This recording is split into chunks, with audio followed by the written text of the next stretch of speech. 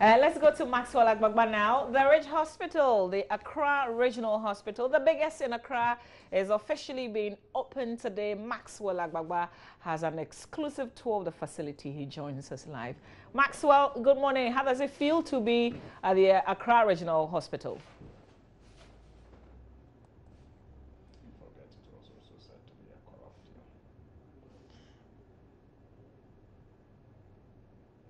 Oh, we don't seem to be hearing Maxwell Agbagba, so we're going to do the connection again and then have him. But still ahead, Mohammed Nuruddin is my colleague in the Ashanti region. He's also toured some farms. We're dealing with fall armyworm. We'll bring you that report from Mohammed Nuruddin. But let's touch base with Maxwell Agbagba again. Hello, Maxwell. Hello, Maxwell. Yeah, hello, Mama V. Yes, please tell us what's happening where you are. Yes, Mama V. So, as you rightly mentioned, we're currently at the Greater Accra Regional Hospital. Authorities here tell us that they will be giving us an exclusive tour of the facility, but they say that would only happen after the reopening ceremony, because sometime in November, that's the 30th of November, President Mahama was here to do an official commissioning of this particular facility. Today is the reopening ceremony. So if the Ridge Hospital, now the Greater Accra Regional Hospital, is a new baby, this perfectly would be a rechristening ceremony. They are telling us to hold on. When they are done, then they can take us on a tour of the facility. But I have here with me Dr. Ralph Ama. He is the head of the surgical department here at the Greater Accra Regional Hospital. We're going to have a short interaction with him to find out from him what it means for the Ridge Hospital to have this particular facility and for it to be renamed the Greater Accra Regional Hospital. Doc, you're welcome to join us.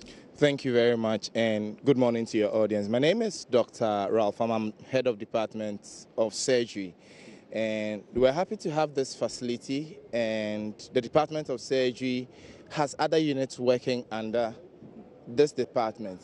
We have general surgery, we have urology or genitourinary, we have orthopedics and trauma, we have ophthalmology, which you called eye, we have ear, nose and throat, ENT, we have pediatric surgery, surgeries on children. Then we have some other subspecialties within these units. Like for the general surgical unit, we have laparoscopic surgery. Yes, we had a laparoscopic tower in the old building, but in a new building, we have to decouple the high-tech one that we have now to be able to use it both for the laparoscopic, which is minimal access surgery, and then for endoscopy. So for us here, we are glad to have this world-class facility here that we can work with to the best of our abilities. Thank you. Thanks to the documentary of one of my senior colleagues at Multimedia, St. Kwame Boateng. His documentary, brought to light the conditions at the Konfanochi Teaching Hospital. Can you paint to us a picture of what you had back then in the old, surgical department, and then what you have now, so we can have a brighter appreciation of the improvements and facilities?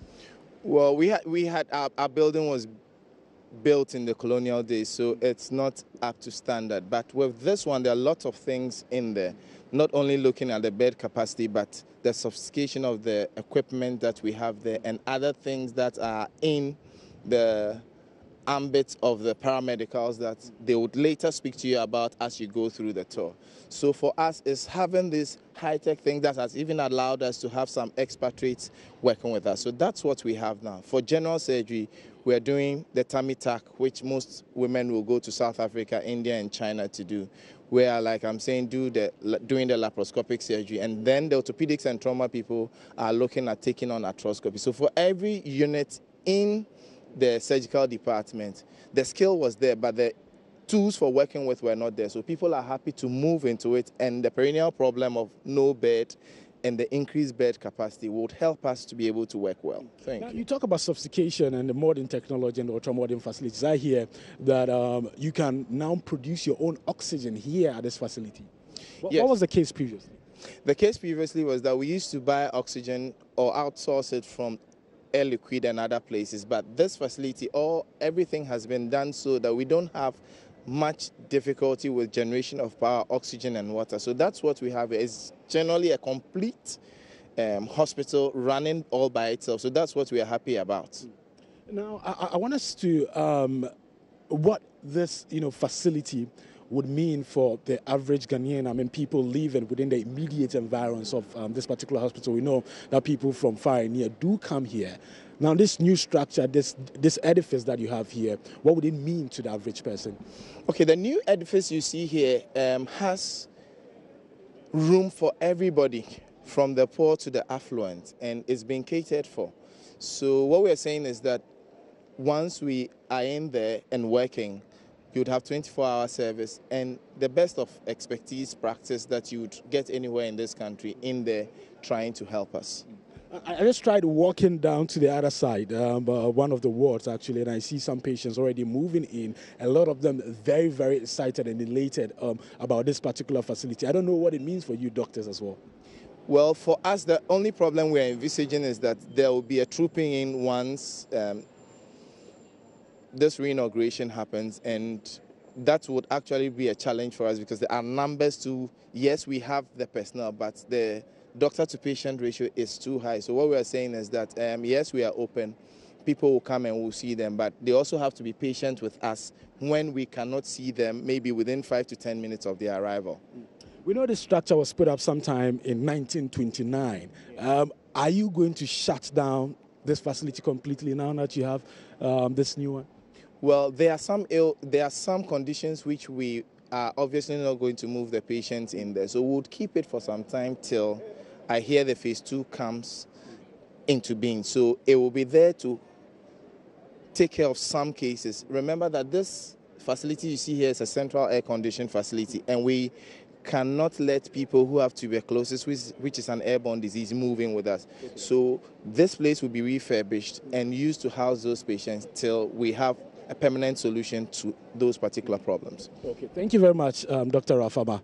Dr. Ralph Ama is the head of the surgical department here at the Greater Accra Regional Hospital, formerly the Rich Hospital. Now, let me just show you what will be happening in some few minutes. We're going to have the reopening ceremony, and already some marquee tents are being erected. They are done erecting those tents. A podium has been mounted for the officials who will be coming here, and then the rechristening ceremony, or the reopening of the Greater Accra Regional Hospital will be, happening. Remember, the Greater Accra Regional Hospital was officially commissioned by President John Mahama sometime in November last year, and this facility was actually funded with a credit facility from the HSBC Bank and then from the Exim Import Bank in the U.S. The old structure that we have formerly, was constructed in the year 1929 and has a 191 bed capacity.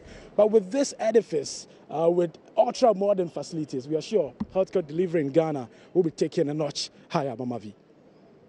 Maxwell, thank you very much. That's Maxwell Agbagba at the Rich Hospital, we call it, but it also has a new facility now, the Accra Regional Hospital, which is being reopened today. Now, we'll bring you entertainment news. We'll touch base with Nuruddin afterwards with that finding in the Ashanti region. He took a tour to a farm in the Ashanti region where the fall army worm is, we're told, is spreading like wildfire.